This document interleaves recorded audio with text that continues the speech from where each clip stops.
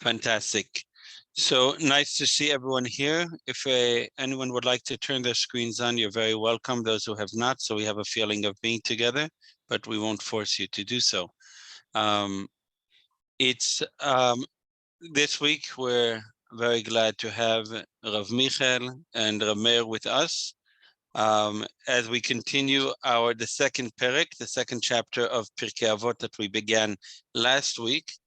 And just a short note before, as a bridge before we go forward, last week we spoke about, if anyone was not here, we also spoke about the gap of generations that we're going forward quite rapidly from the time of Chachamim, of our sages that lived during the temple, to a creation of Torah Shebaal Peh, of the oral Torah by Rabbi Yehuda Nasi, who was the he's the editor of all of the Mishnayot that we have, of the 6 tractates of Mishnah, but also he was the author of the advice of the wisdom that we learned last week from him. And now we go onwards from generation to generation. We'll see the next Mishnah of Rabbi Yehuda Nasi's son. So we're right now in the end of the 2nd century, beginning of the 3rd century, perhaps, if we try to fit it exactly in the time frame. And we go forward as the foundations of the oral Torah are set, that afterwards the Talmud is set upon. So that's where we are holding now. I will let Rav Meir and Rav Michael to take over and share the Mishnah with us. 1 second, Rav Michael, I have to get to you as well. I'm here. Good. I've been here the whole time. Yes, yes, we see you. 1 second. There, I think. Yes, perfect. Okay, thank you very much. Bevakasha. Okay, I'll give a very short introduction, and very, very short. And then Meir will continue, and then we'll ping-pong this together somehow. So we'll see how things go. A little different than what we've done up till now.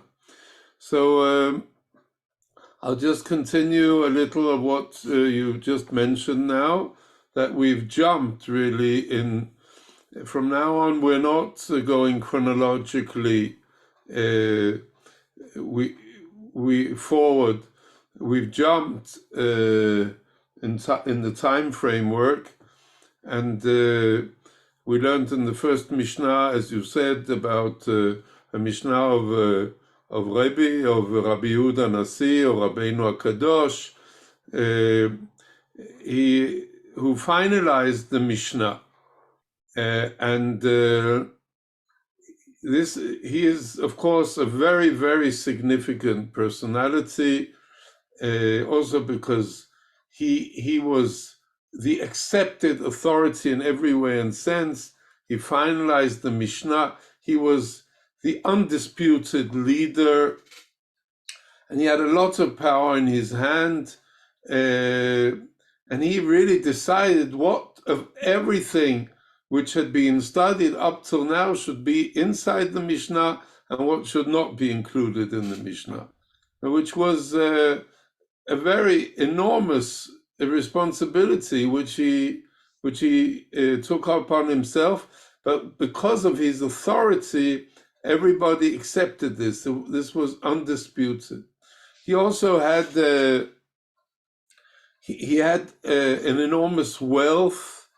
And he had very good relations also with the Roman Empire at the time, which gave him also free hand in his leadership of the Jewish people, more or less a free hand to act upon this leadership.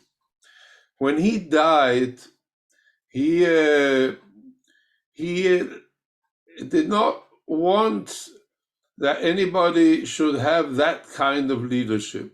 It was an accepted principle that the children could continue, if they were qualified children, they could continue the dynasty of the Nesiut, of the leadership, of the Torah leadership. But he thought that it was not healthy, seeing the changes which happening at that time. It was not healthy that all of that should be in one hand. So he decided in his will to divide this into 3 different hands. One of them was the Nesiut, which he gave to Rabban Gamliel, who we read about in our Mishnah, and also in the 2 coming Mishnayot, which will be studied in the coming weeks. That was the Nesiut, and this was the most important of the tasks. This was the leadership task, and we have different expressions where he says that this is the most important of the tasks. The other 2 tasks, one he gave to another of his sons, Rabbi Shimon, he gives him the task of being the Chacham, who were giving the rulings of the Sanhedrin. That was a second very important task. And a third task was given of somebody who was not one of his sons, not one of his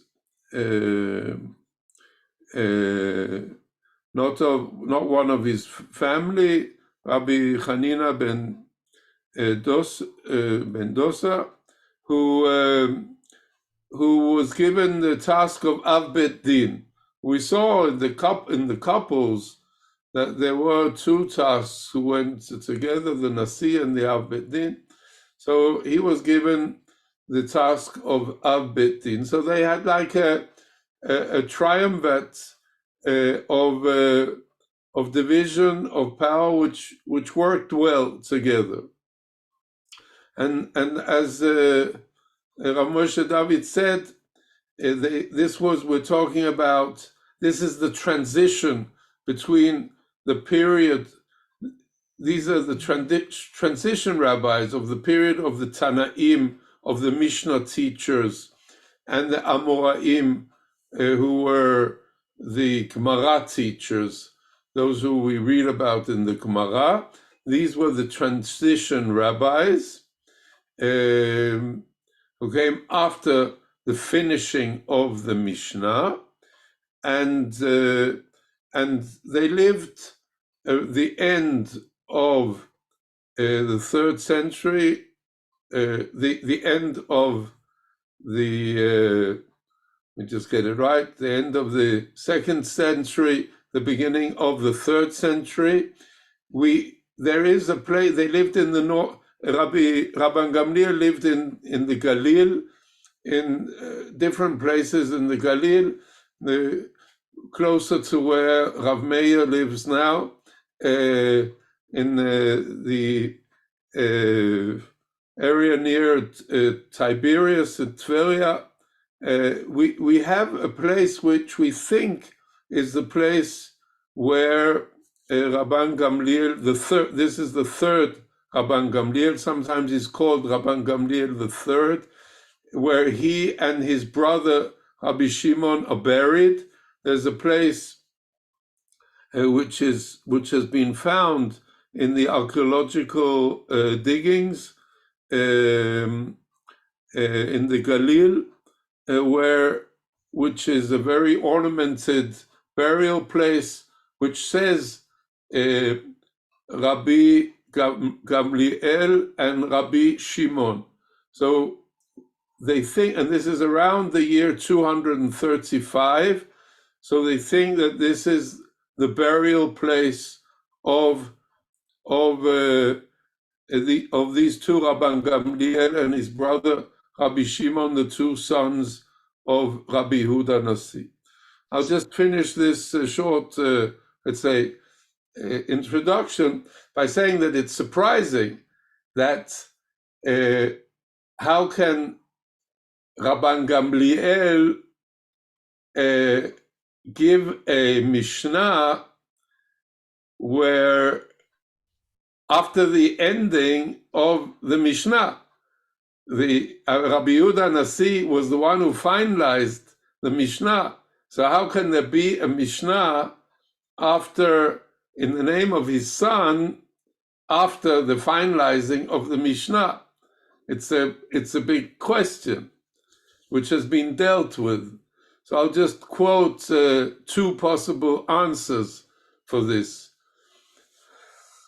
One answer is that this and the two next Mishnayot were said in the lifetime of his father, and that his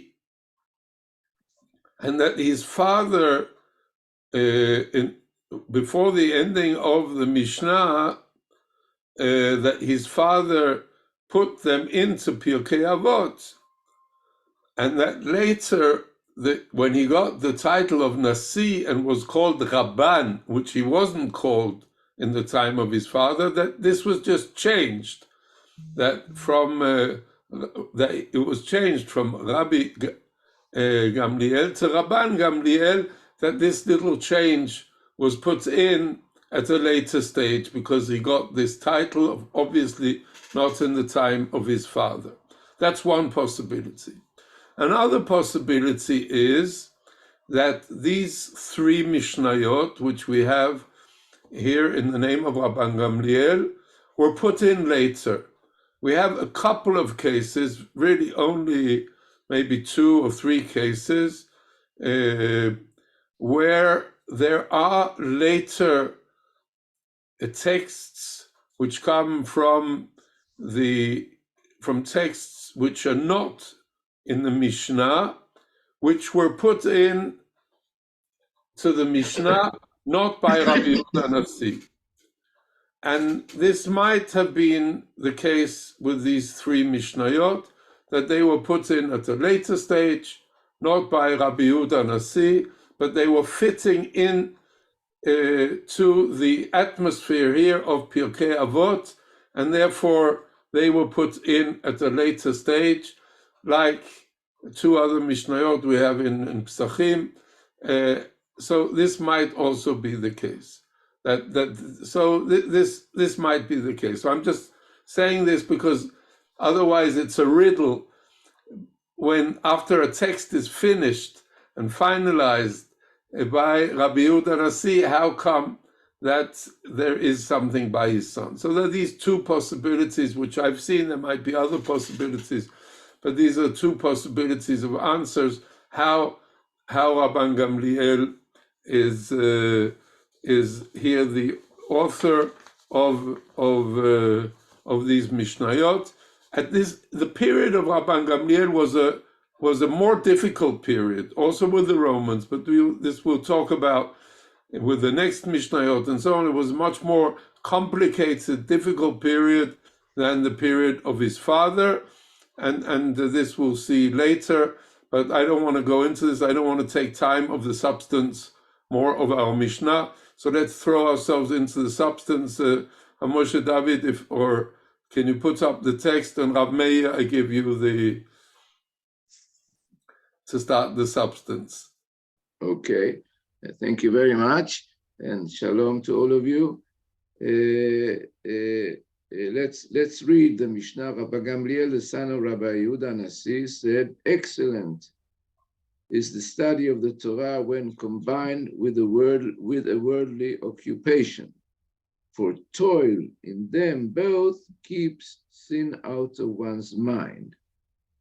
But study of the Torah, which is not combined with a worldly occupation, in the end comes to be neglected and becomes a cause of sin."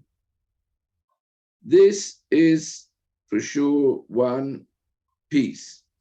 It comes together, and then there's a second part of the Mishnah, which we shall read now, even though it seems to be something different, apparently. And I'll continue reading. "And all who labor with the community should should labor with them for the sake of heaven, for the merit of their forefathers sustains them, the community, and their righteousness endures forever. And as for you, God in such case says, I credit you with a rich reward, as if you yourself had actually accomplished it all. It's a much more difficult text. The first text I read, I think many of you, many of us, we understood. The second one is more different, and we will get there, and we will have to ask, what does it do here and what does it mean? But I think the main study today should be the first part, but we won't let the second part be there without any study of it or understanding of it. Now, the person who translated it here, I don't know who he is, he decided something which I think is correct, but could be not correct. It says here, excellent is the study of the Torah when combined with worldly occupation, for the toil of them both keeps sin out of one's mind. And then comes a negative sentence. But the study of the Torah, which is not combined with worldly occupation, in the end comes to be neglected and it will cause sin.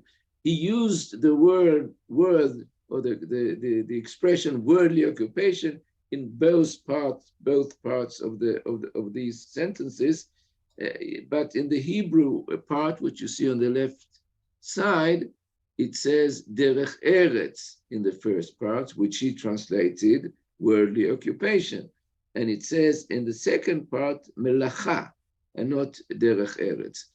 And we could, for sure, say let's divide these two ones and say it's not the same thing.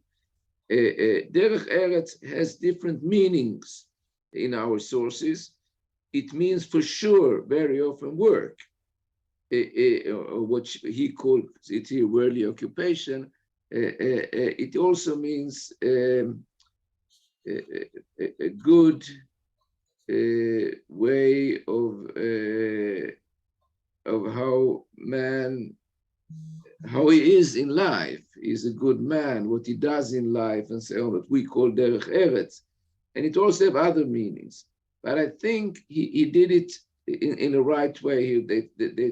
Though they use two different expressions, they speak about the same thing. And I would like to say, and you can, of course, my friend Rabbi or someone else discuss it, I think they speak about the same thing. And a worldly occupation is all right, even I would say like melacha in the second part, which is actually working. And if that is true, because it says the toil of them, and you have toil when you work. You can also have toil when you study. You work hardly, but it doesn't fit so much with the other explanations of derech eretz. So if I am right, and if he is right, who has translated it here, we speak about the same thing in these two sentences. Now the question, we can ask many questions here. Why it prevents sin and why it causes sin, on the other hand, the second sentence. But I would like to ask one, in the beginning at least, main question here. It says, it says in the Hebrew part, Yafeh, Talmud Torah in Derech Eretz, and in the translation here it said, excellent is the study of the Torah. And it's interesting because he could have said it like a commandment. You should combine Torah in Derech Eretz. Why does he look at it and he says, it's excellent, it's fine. He sort of tells us, the students, to look at the actual combination between these two and find it, wow, it's fine, it's nice, it's wonderful, it's beautiful. And if that is true, what I've said now, then I would like to ask a question here. What is so beautiful about this? What's the beauty of it? What's the affair of it? what's so excellent combining, if I'm right, let's say worldly occupation, let's say work together with Torah.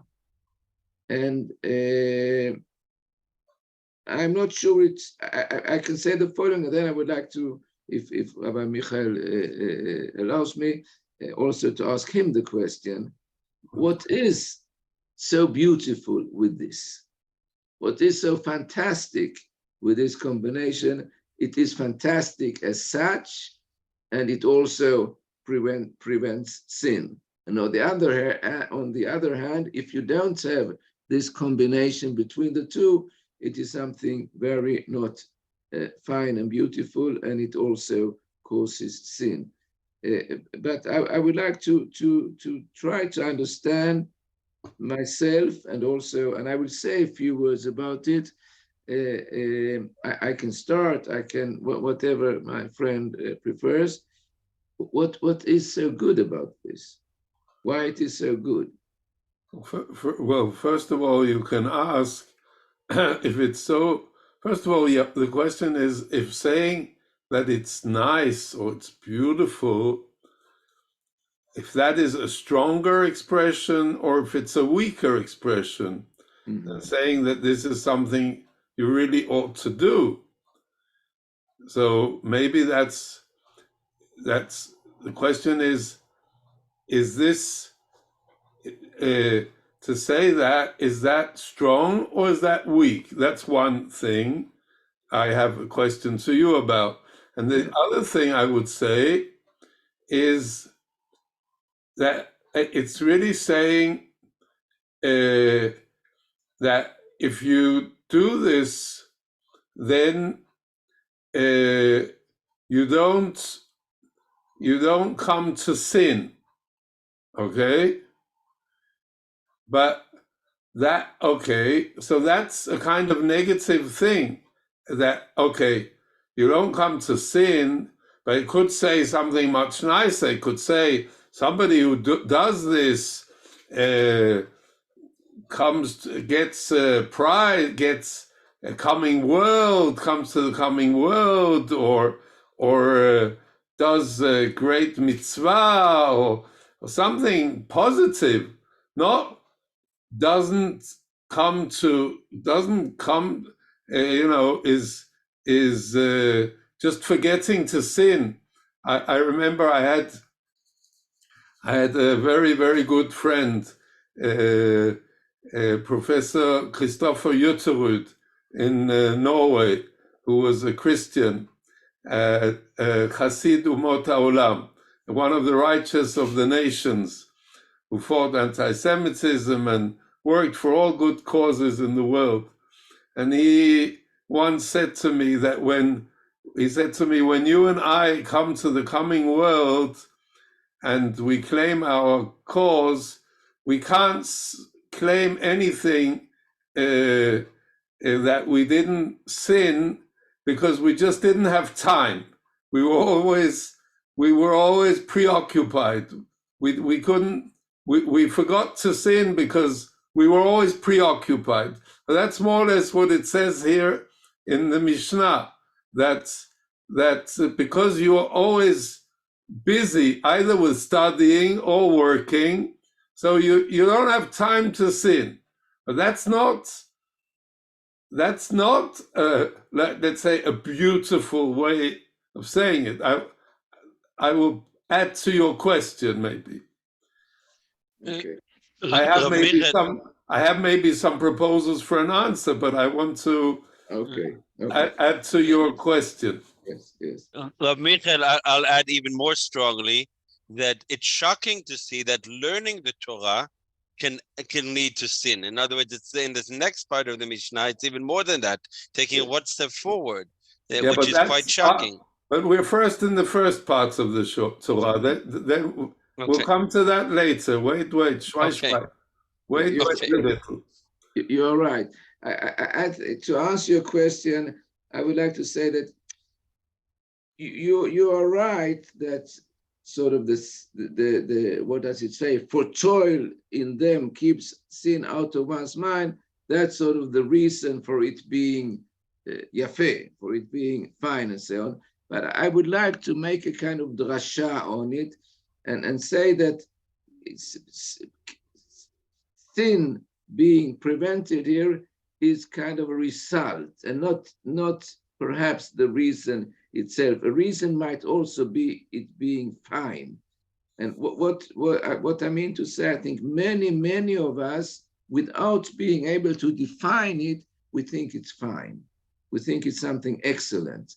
It's something beautiful of combining these two. And I think we should try to tonight to define what it is, what's so good about this, apart from it preventing sin, which is also doing it, and perhaps that's connected with what is so beautiful and fine and yafeh in this. And therefore, that's the reason why I want to, because I think we feel that is true. There is something very good about this.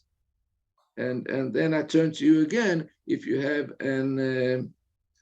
any idea about this. Well, I'll say an idea in one of the explanations I was sitting with in preparing it, which is not my original, because it's something I saw, and maybe in the Abarbanel and maybe also the Meiri goes in that direction. Some of our big commentaries, they go more in the direction in here of explaining Derech Eretz, not by explaining here by wordly occupation, but saying that they're saying this is also, of course, parts of it, but they're saying it more like what you mentioned a little in this, more like what we they say it's a more like we use it today, but stronger. That Derech Eretz means the way the Torah presents itself, that it's the behavior of a person, it's the traits of a person, the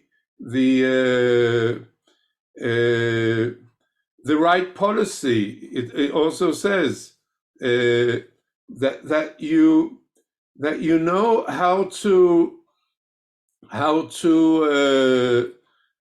present that this is how this Rabban Gamliel talks to the leadership. He doesn't only talk to every single Jew, but also to the Jewish leadership, the rabbis. He says to them, how do you present the Torah?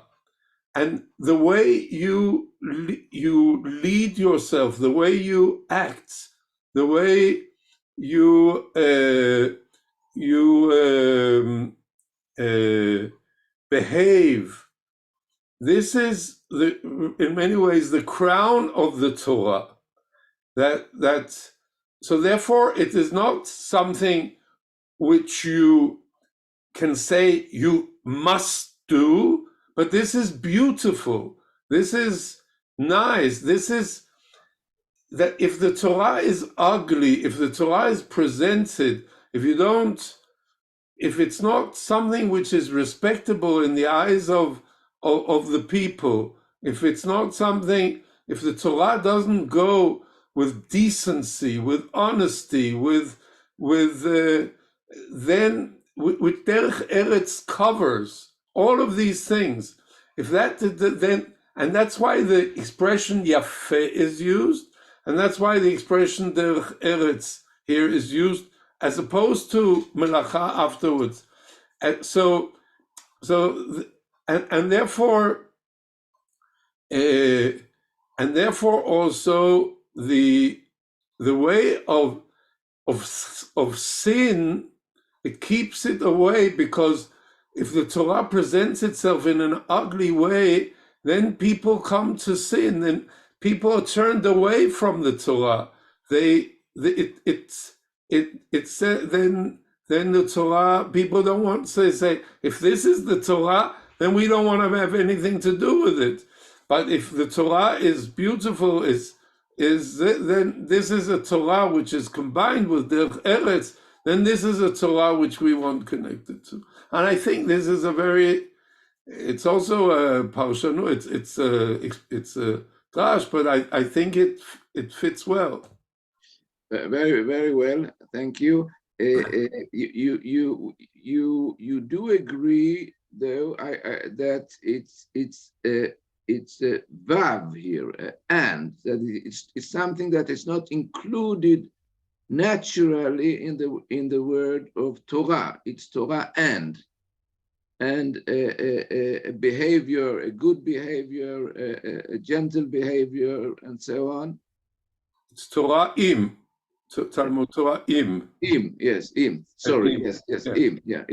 It's something you could see Torah without it, and that is, as you said correctly, is ugly, and it needs something else, which is called here Derech Eretz. Yes, very nice. I would like, if you allow me, to return to what I said before, and my reason for doing this is the word yegiah, that is translated here toil, and I think perhaps yegiah doesn't fit with Derech Eretz in that fine and true explanation that you gave, because you don't toil Derech Eretz, but you toil working. You yegiah, you work hard, and so we have two explanations. The two of them. I know a lot of people who have very much difficulty. They have, yes, but I don't think toiling in yegiah for Derech Eretz and yegiah for Torah. Okay. It might be said. Just look a little around what's going on today. I know. I didn't say that people are missing it, but I don't say getting it doesn't being done with toil. It's being done with education of yourself. The word yegiah, I don't think it fits. So anyhow, I'd like to just to give another way of it, and that is the following. If we do understand it to be kind of a synonym of melacha in the second part of this of these two sentences, and then I would ask myself, what is so yafeh with it?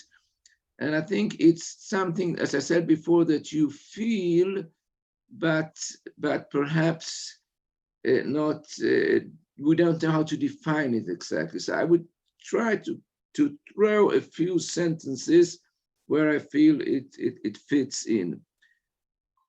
We all remember that man was placed in the paradise in the Gan Eden, and HaKadosh Baruch Hu tells us that you should le'ovda u'le'shomra, you should work there and you should keep it.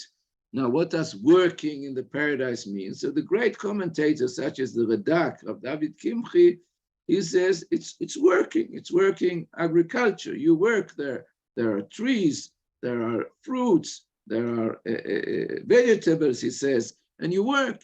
You have to work. Now that's quite peculiar. I would think that if you're in the paradise, why is it important to work? Shouldn't you enjoy the paradise and have a nice time there? Why working then? And still, it's there from the very, very beginning of the importance of man being someone who works. And I think it's because you become a part of creation, because you do also create, and you don't enjoy what you haven't toiled for. You also try to work hard, and then perhaps you are able to enjoy what there is in the creation. That's one part. Second part, I think it brings man to be humble, since you understand that you're not complete. You have to struggle to get what you don't have. It also gives you a very healthy satisfaction. The book of Kohelet says, a worker's sleep is sweet. A worker's sleep is sweet. And I think we can all understand what it means without explaining it more in details. I think it also might make you righteous, since you understand that you have to work. And that's the only way to get what you need, such as food, clothes, a place to live. Every other way is wrong, such as, of course, stealing, gambling, cheating, and using other persons, such as slaves and servants, and all that. All that is wrong. The only way to get what you need is by working, and even getting presents. As the books of Mishna says, that he who hates gifts shall live. So understanding the need of work, it puts you in a place where you could say that you are righteous in a certain way. So we speak about being a part of the creation, being humble, understanding that you can only get things by working. And if we take all this together, and perhaps also other things that I didn't mention, we start to understand that working is something which has a value in it. We know that there were such as Puritans and so on who also spoke about work as something very important, and that's I think we could use also their ideas. But I think it's enough what I've said now. But then I could ask myself, if so, that working has so many advantages, why isn't work enough? Why does the Mishnah here says you have to combine the two of them? Why do we need to study the Torah as well? If someone works from the morning till the evening, as we say in the Psalm 104 in Bachi Nafshi, and he works and works and works, then we say he will not sin because his toil or working. Why is that not enough? And I say two more sentences, and then I would like to ask something to my friend here, because still, even if man has these values of working, which I think are very important, still man or woman can be jealous. He or she can hate. He or she might be cruel.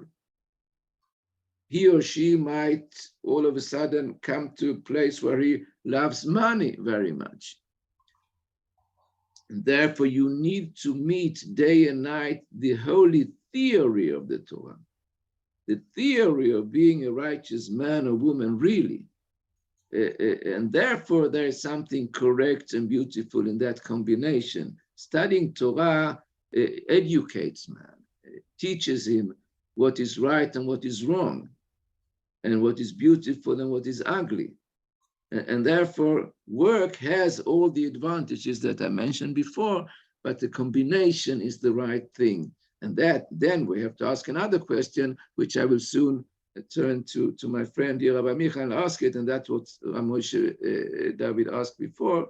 But I think that's the fine. I remember once my late mother, Alea Shalom, they were here in Israel, and we went. I was many years ago. We went on a bus here, and the driver, he sat in the front of the bus with a big kippah on his head, and my mother said, "That's the right way of someone who combines Torah with his work, with his working to get what he needs." And she didn't define it, but she felt yafeh. This is yafeh. This is nice, and that is actually what we've talked about till now, with two paths. What Rabbi Michael spoke about is very important and should be talked about very much. The importance of derech eretz in the meaning of what Rabbi Mital called menschlichkeit, something very human behavior. But then I would like to ask you, so let's say that I study only Torah, and I even toil with the Torah. I work hard. I have to understand, and I sit day and night. So what's wrong with that? Why can't that be something that comes instead of the values of work. If you Well, like, if you just we speak together now. yes, we're speaking together. Well, first of all, the classical explanation, let's say Rashi and so on, if we start off with that, on your question there, is that people who only study Torah, just to take that first, before we go into other explanation. Classic explanation is that if you only study Torah, you won't have anything to live off, and you need to make a living. So you will come to justify, for example, just as you said the other way around, that if you only work, you can come to, you don't have the ideals of the Torah, you can come to cheat and you can come to envy, and you can, if you don't have other rules and ethics and so on. So the same way, if you only study Torah, and you don't have anything to live off, you can come to steal, and then your whole Torah disappears because you don't have anything to live off. This is the way both Rashi and the Rambam and others, they approach this basic question of how you explain this, and also that to say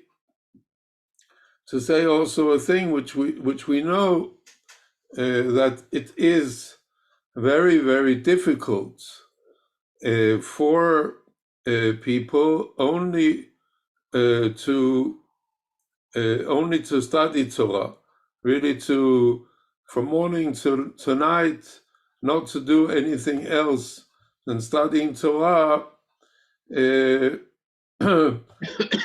That is very difficult. So maybe there are some individuals who succeed in doing that their whole life, but those are absolutely very, very few individuals. And then for others, it will lead them to doing things which not to have a decent work like the bus driver your late mother talked about, or any other decent work of any kind, but just to go around and doing nothing, and therefore the Torah will also disappear. Well, that's another way of looking at this, and also I think that well, I'll keep it with that. Let you. Okay. Thank you very much. I of course do agree here. I don't think we will have any discussion about it. I would like to add, and again, I don't know if I'm able to define it clearly. I think there's something which I would call healthy in a normal way of living. Man has a normal way of living. A normal way of living is to work. Sitting, studying 24 hours or so, 12 hours or whatever, or 18 hours a day and night is of course something very wonderful, but it's not a normal way of living. And when you don't live a normal way, you come to all kinds of things that you talked about, and I think you will come to sin. That is what he says. You will come to sin. In the first sense that you said that he has to get clothes and food, and he will steal and so on. But I thought, apart from that, it's something which is not, what would I say, human and normal, to not to work. We were created, Adam lamal yulad, says the pasuk. Man was created to work, and it's true that our rabbi said that perhaps it means to to work with your mouth and to study. I don't think that's not the plain meaning of it. The plain meaning is that's the way man was created. That's what man was told in the paradise, and we all feel that that is true. It's even that our sages say in the Talmud, they say, a man who works with his hands and enjoys the fruits of the work of his hands is greater than one who is a Yirei Shamayim, who fear the heaven. It's an unbelievable saying.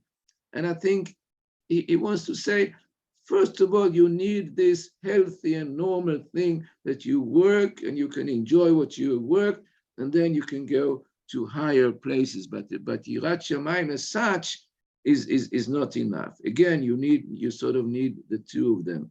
If I can add one more, maybe please, one more yes, point. Please, yeah. To this before we go to the end of the Mishnah, maybe, which we need. But one more point, which is just an addition to your last point, and that is to say that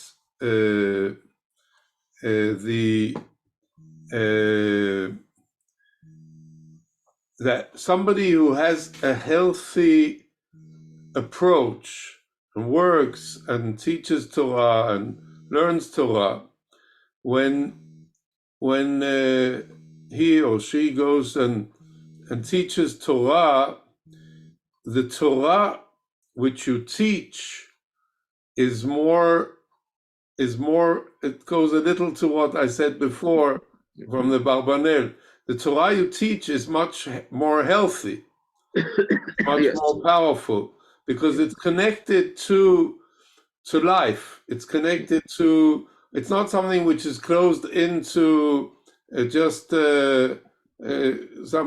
It's connected to labor, to work, to life, to people outside, also the Bet Midrash. So it's something which is connected to life, and therefore also what happens inside the Bet Midrash, inside this, becomes much more interesting, much more appealing for the students. So it's that also, that is, I think, a point which adds to what you just said now. Yeah, that's very good, because I would say what you're saying is that if the teacher is a man that Torah im derech eretz, I can identify myself with him because he's a part of my way of living. He's a part of life. He's a part of the world. That's I'm just adding a sentence of what you're saying. I think that's very much true. But if he's up way in I don't know where, and he doesn't work, and he's not a part of my life and my identity at all. Yeah, that's very good. We could open here, of course, a door which would bring us into a long discussion. And I don't know if I will do it, but I just say with one, I would like, you, Rav Michael, I think you know very well Israeli society, perhaps more than I do to a certain extent. And we know that after World War II, after the Shoah, many said, like perhaps correctly, that we have to build up the world of the Torah again because the yeshivot aren't there anymore, and we need to do something. And there was a big people tried really to build up the yeshivot again, and then therefore it was perhaps correct to say that people should study day and night, and many people should study day and night in order to rebuild the world of the Torah. But the point where we have come today in Israeli society, in certain parts that there are very many who do it in that way, they sort of do not actually perhaps keep this Mishnah. It's an enormous question, and we could say very much. Would you like to say just a few sentences about that? Well, yeah, and there is also, we'll come very soon to another Mishnah, which you might understand differently. Mishna 5 in the Perek 3 in the third Perek. But it is a problem, and it is a problem in the Israeli society, a great problem. There's also another issue here, which I think is connected to this issue, is what you do study in the schools, for example. If you only study Torah in the schools, or if you also study general subjects as math and English and philosophy and other things, which is the famous issue of which started in the issue of German Orthodoxy with Rabbi Shimshon Raphael Hirsch. I think it's too long to go into this whole thing, but Rabbi Hirsch, who was a very right-wing Orthodox rabbi from 1808 to 1888 in Germany, and very, very right-wing in his orthodoxy, very strict in his orthodoxy. But he opened for the schools to study secular subjects, and this was his. He said that derech eretz, Torah im derech eretz, Torah together with general subjects is the ideal of Torah, and he wrote it very, very strongly. That he explained what derech eretz is very strongly, saying that that derech eretz is the culture which opens humanity. It opens the chinuch ha'adam, the education of the totality of the human being, while the Torah educates the totality, the Adam HaShalem, educates the full human being. So you first have to be a human being, and then you have to be a full human being. But you can't be a full human being without being a human being, where you need the derech eretz to be a human being. Avraham Avinu was first a human being, and then he became a Jew afterwards. You need to be a human being. You need the general culture. You need general culture subjects in order to be a human being at all. So you need the two combined. Now, his students, when they came to Israel here, they argued if he only said that as a response to Reform Judaism in Germany, and it was only this, or if this was really what he meant. So some of his students became ultra-Orthodox, and they said he didn't really mean that, but this was only a temporary position. And others of his students said this was his Torah. This was Torah im derech eretz, and even derech eretz comes before Torah. So the same discussion goes on this in this front. Yes, thank you. Anyhow, I think we should think about that. Not now. We don't have the time. The two parts we mentioned now that there seem to be an ideal of dealing only with Torah, and I think something is missing there. Yes. We mentioned two parts of it. I think the problem, if there is such a problem of not working, and the problem of not what you call, let's say, worldly knowledge of things and so on, which really are important. I would like to turn to the last part, only in a few minutes, and try to understand it, and perhaps try to understand if there is a connection between the two parts, since you know, my friends, that these unities, what you call it, these units of the Mishnah aren't really, we don't have to have that this is Mishnah number so. It could be divided in a different way, but now they live in the same house now in front of us, these two parts. And let's see the last part and I'll read it again. And all who labor with the community should labor with them for the sake of heaven. For the merit of their forefathers sustains them, and their righteousness endures forever. And as for you, I credit you with a rich, could you please move it? A rich, with a rich reward. With a rich reward, as if you yourselves had accomplished it all. And it's difficult. I'd like to explain it in the following way. If you have other explanations, I will happily hear that.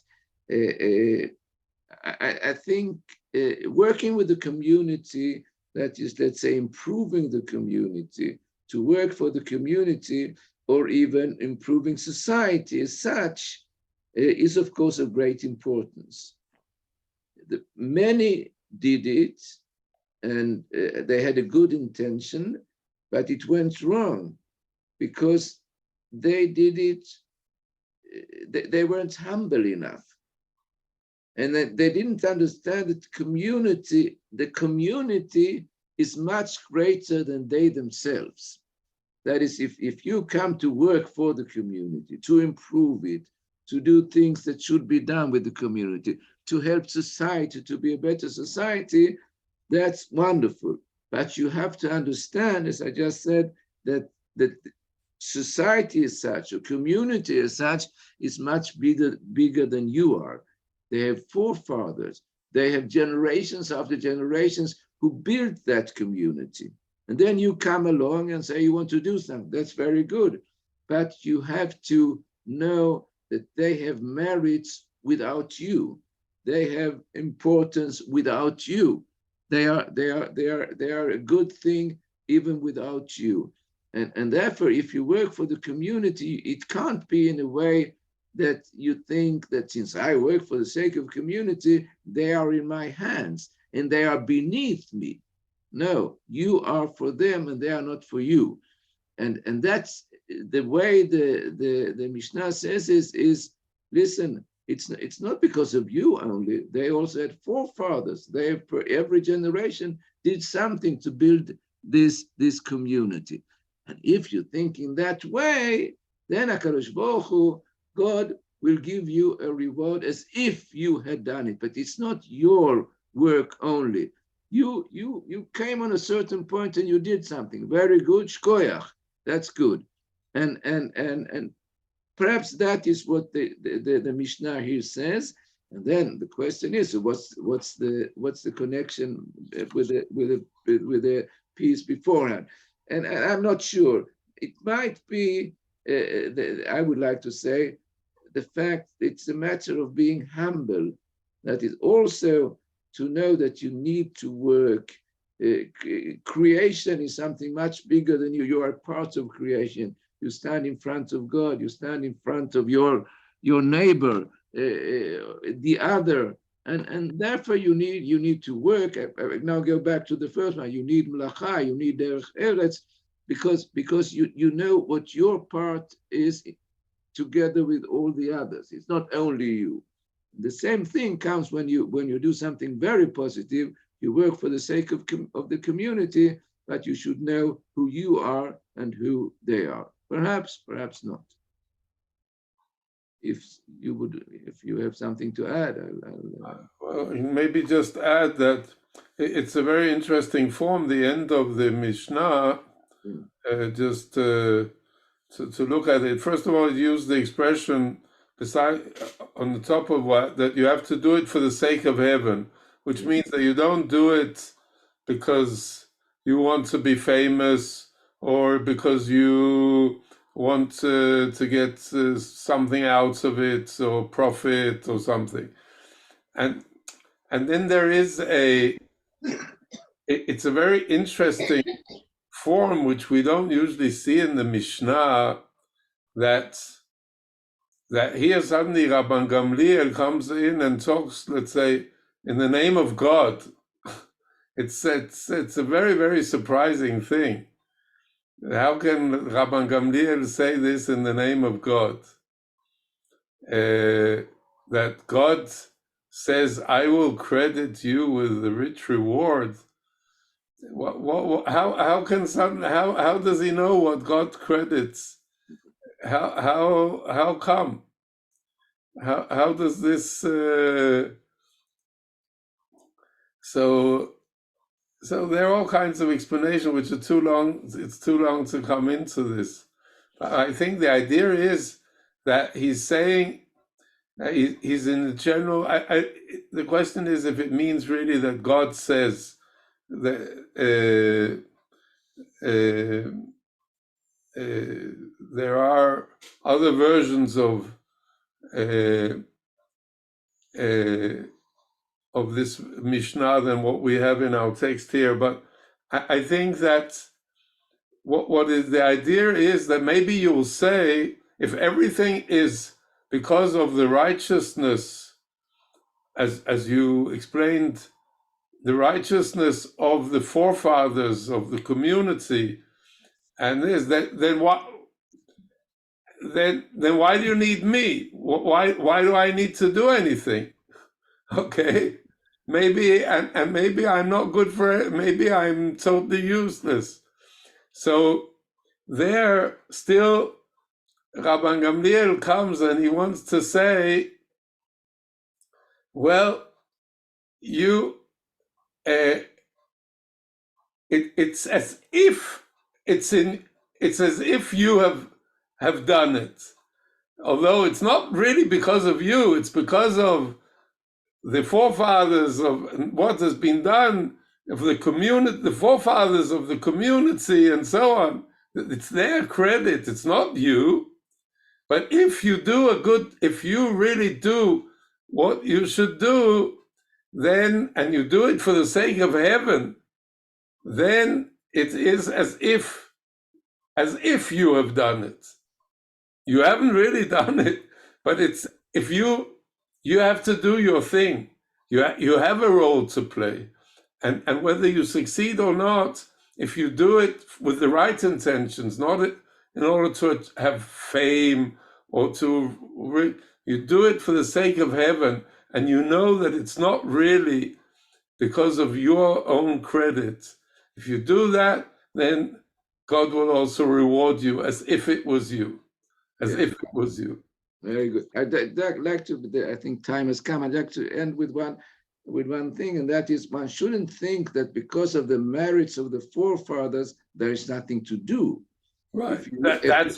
That's exactly the point. Yeah, because when you look at society or community, you will find, wow, there is a terrible difference between rich and poor. There are people needy. There are all kinds of needs, many needs in community.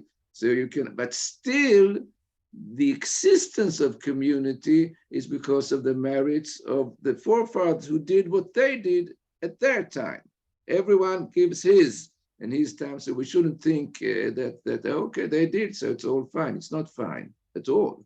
It has to be done, but you have to do role. You have to do, and you will get reward as if. Of course, there are many things we know. The idea of merits of the forefathers is a basic idea in Judaism. Very, very important. Everything in Judaism. Yes. Okay. Thank you very much to all of you. I'd like to thank Rab Michael, Rab Meir. Well, I think the shiur today is a perfect example of how much we can learn from Pirkei Avot, in the sense that there's so many implications and discussions that you can follow up for at least for the next week on your dinner table, even just lightly touching that were touched upon by our Rabbanim here tonight, from the question of what a society should look like, how do we build a proper society, questions of education, political questions, looking at the world, the Jewish world today, so many things to take off of this discussion that we heard from the Mishnah, and again, going back to the original, just to tie it up from the fact that Rabbi Yehuda Nasi and his son are setting forth questions of how do we also survive as with our morals in the society, knowing that we no longer have the spiritual center of the Beit HaMikdash, of the temple, and how do we set a society that is taking responsibility for itself, and how we will manage to do that. So we will continue with this lesson next week. You're very welcome to listen to the shiur again, and then stop the discussion in the middle and take it up with your partner or with your family, and continue learning from the shiur in the next week. And looking forward to seeing you all in the following Beit Midrash. So thank you once again, Rav Meir, Rav Michael, for a fantastic shiur. So much to learn from, for sharing the Mefarshim and your own wisdom with us tonight. Laila Tov to everyone. Thank you very much. לילה טוב, תודה רבה. לילה טוב, תודה רבה. לילה טוב, תודה רבה.